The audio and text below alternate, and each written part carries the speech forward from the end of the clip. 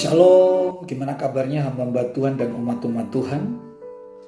Sekalipun situasi bangsa dan negara sepertinya memaksakan kita ada selalu di rumah, tetapi doa saya, Roh Kudus selalu memberikan penghiburan sehingga kita tidak bosan tinggal di rumah.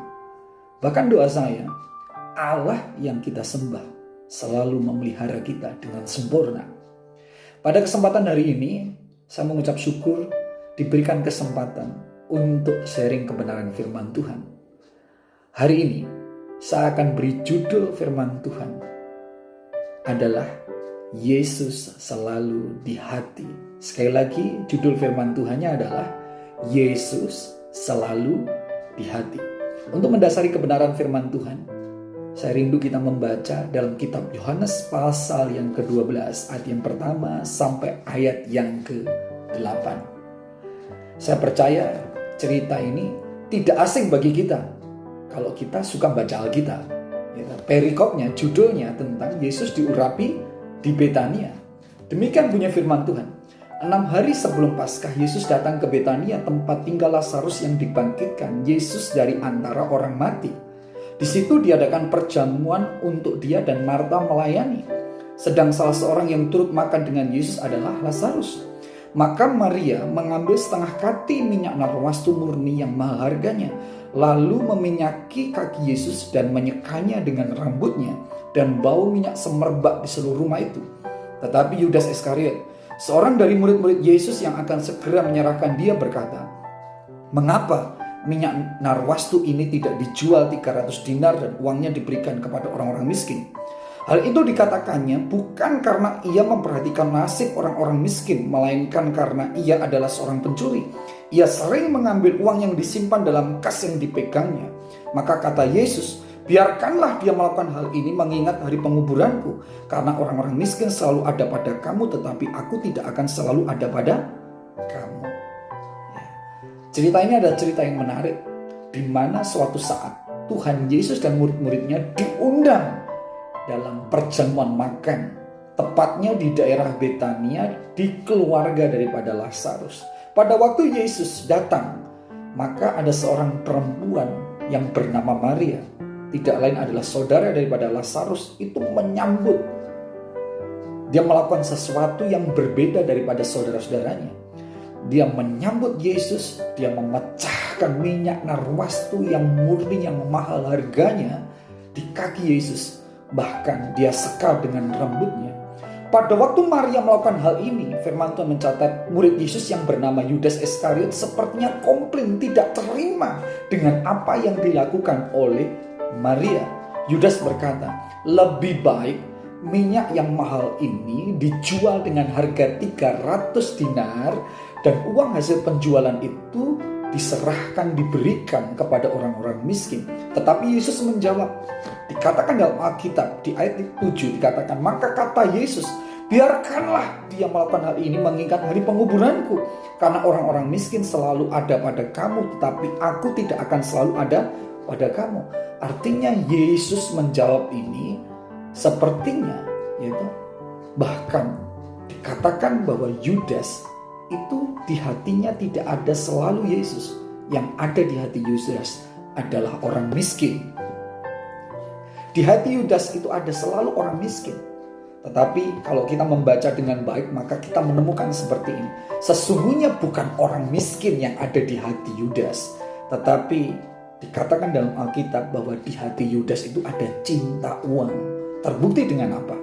Dikatakan dalam Alkitab, ia adalah seorang pencuri. Ia sering mengambil uang yang disimpan dalam kas yang dipegangnya. Di mana hartamu, di situ hatimu. Jadi di hati Yudas itu ada cinta uang. Padahal Tuhan menginginkan bahwa di hati Yudas sesungguhnya harus ada Yesus. Karena apa? Karena Yesus tidak selalu ada di muka bumi ini. Suatu saat Yesus akan mati dan dibangkitkan. Dan perhatikan, pada waktu Yesus mati dan dibangkitkan, di manakah Yudas? Alkitab mencatat Yudas mengkhianati Yesus. Mengapa? Karena tidak ada selalu Yesus di hati Yudas. Oleh sebab itu mari kita belajar dari kisah ini.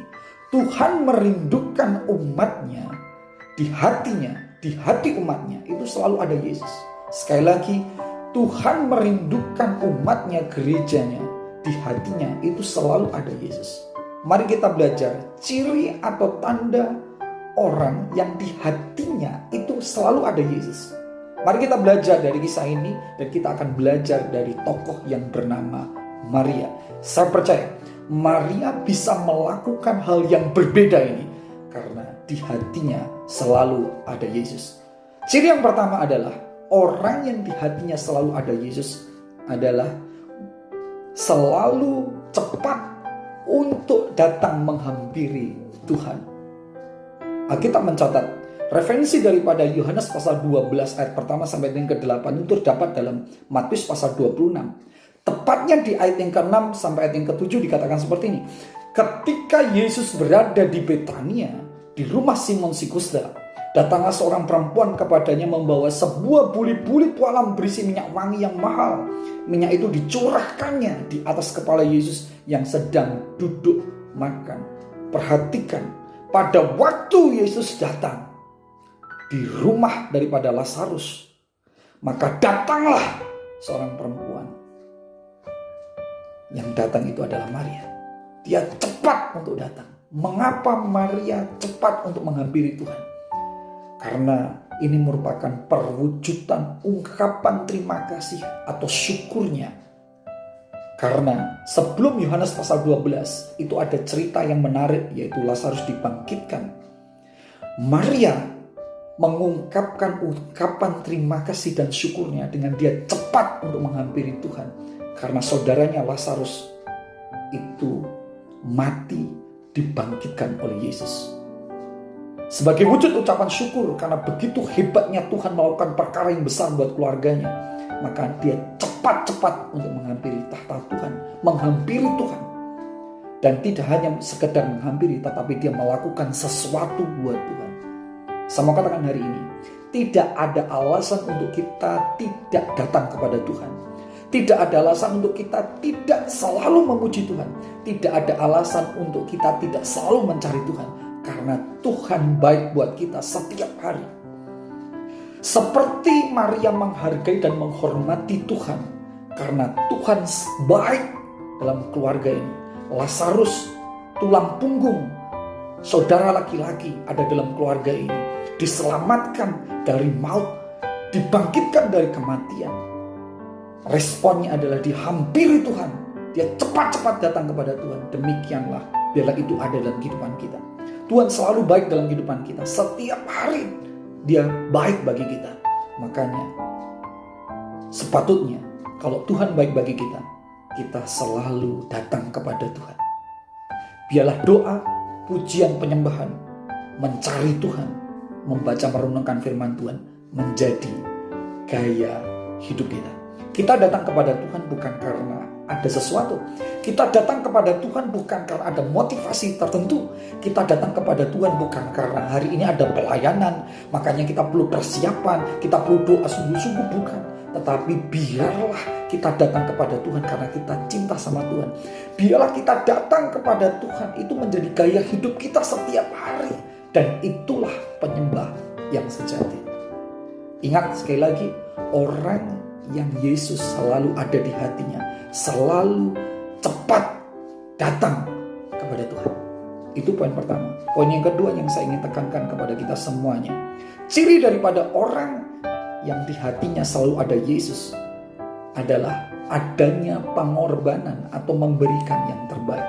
Kita melihat pada waktu Yesus datang, Maria meresponi dengan cara yang berbeda. Dia memecahkan minyak narwastu yang murni dan mahal harganya. Kalau kita meneliti dari sejarah, maka untuk mendapatkan minyak narwastu ini tidak gampang. Bahkan kalau kita membaca, hanya orang-orang kaya saja yang bisa membeli minyak narwastu ini. Terus bagaimana dengan orang-orang yang biasa? Kalau mereka kepingin mendapatkan minyak narwastu, maka orang-orang yang biasa-biasa saja itu mereka harus bekerja selama 1 tahun. Dan bayangkan, upah pekerja dalam satu hari itu cukup 1 dinar. Sedangkan tadi kita membaca harga minyak narwastu itu 300 dinar. Jadi kalau orang bekerja selama 1 tahun, dalam 1 tahun ada 365 hari, maka orang itu akan mendapatkan 365 dinar. Tetapi perlu diketahui, orang Israel itu ada 52 hari sabat dan 7 hari masa hari raya. Ada 59 hari yang tidak boleh melakukan aktivitas atau bekerja. Jadi efektifnya orang bekerja di Israel itu cuma 306 hari. Artinya 365 hari dikurangi 59. Tadi hari sabat dengan 7 masa hari raya. Maka kita akan mendapat 306 hari. Jadi kalau orang bekerja selama 306 hari, maka dia mendapatkan 306 dinar. Dan pada waktu orang kerja dan mendapatkan 306 dinar, 300 dinar ini dibelikan minyak narwastu. Dan Maria itu membeli minyak narwastu 300 dinar. Artinya apa? 300 dinar dipersembahkan, dikorbankan untuk Tuhan. Sedangkan yang 6 dinar untuk dia. Itu namanya pengorbanan. Saya mau katakan hari ini, orang yang mencintai Tuhan, cinta tanpa pengorbanan itu cinta yang palsu. Orang yang mencintai itu pasti berkorban. Orang yang mencintai Tuhan itu pasti berkorban. Korban itu memang sakit buat daging kita. Tetapi saya mau katakan hari ini, di mana ada cinta, di situ ada pengorbanan. Di mana ada pengorbanan, di situ ada hadirat Tuhan. Dan saya percaya, di mana ada hadirat Tuhan, di situ ada berkat Tuhan. Di situ ada kemuliaan Tuhan. Dan saya pastikan, orang yang selalu memberi yang terbaik buat Tuhan dalam waktu, tenaga, totalitas dalam melayani Tuhan, dia selalu diberkati. Jangan pada waktu kita berdoa menyembah kepada Tuhan, kita sibuk sendiri dengan perkembangan teknologi ini. Ada orang datang beribadah, dia main HP, gitu. Sepertinya dia membawa HP untuk baca Alkitab, tetapi dia membaca media sosial dan lain sebagainya. Itu tidak memberikan yang terbaik, gitu. Tetapi orang yang totalitas, dia doa sungguh-sungguh. Dia berdoa, dia akan segenap hati. Dia memuji menyembah Tuhan dengan segenap hati. Dia akan kalahkan ngantuknya, capeknya. Dia akan hampiri tahta Tuhan. Karena dia cinta sama Tuhan. Dia mengorbankan yang terbaik untuk Tuhan. Itu poin yang kedua. Ingat, orang yang di hatinya selalu ada Yesus, itu ada pengorbanan. Itu yang kedua. Yang ketiga, poin terakhir yang saya ingin sampaikan.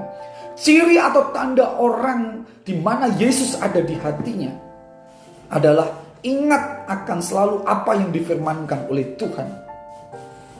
Kalau kita belajar tadi bahwa pada waktu Yudas komplain, maka Tuhan menjawab seperti ini, biarkanlah dia melakukan hal ini mengingat hari penguburanku. Artinya Maria itu ingat bahwa Yesus itu tidak selamanya ada di muka bumi ini. Ada waktunya Yesus itu akan mati dan tinggalkan dunia ini. Makanya sebelum dia mati, dia urapi. Karena kalau Yesus mati, mana mungkin dia bisa diurapi? Karena kematiannya ada di atas kayu salib. Loh, Maria kok bisa tahu cerita ini? Bukankah Alkitab mencatat Yesus memberitahukan tentang kematian dan kebangkitan Tuhan kepada murid-muridnya?